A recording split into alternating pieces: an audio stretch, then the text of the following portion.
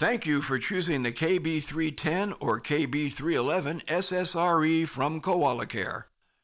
Before beginning, review the installation instructions and tool list.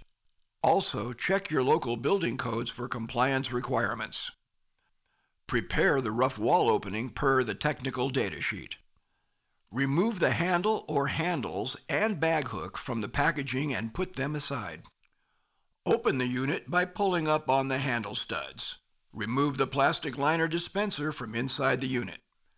2 people will be needed to lift and position the unit into the rough wall opening. 1 person will hold the unit in the wall while the other opens the unit using the handle studs. Once opened fully, you will have access to the mounting holes on either side of the unit. Using the provided hardware, pre-drill and screw through the mounting holes. Once secured, the unit will no longer need to be held in place.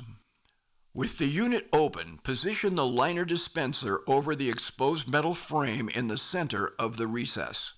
Use the provided key to open the liner dispenser. This will provide access to the 4 mounting holes. Use the provided hardware to secure the liner dispenser to the metal frame. Lock the liner dispenser and close the unit. Position the provided handle or handles over the mounting studs. The open section of the KB310 handles should be toward the top of the unit. Use the provided Allen wrench to tighten the set screws in the handle. Test the unit by opening and closing it multiple times.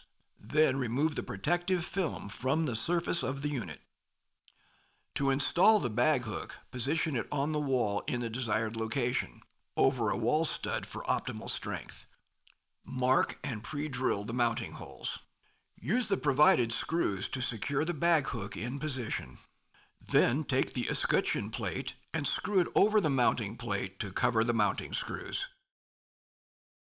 Thank you for watching the installation video for the KB310 and KB311 baby changing stations.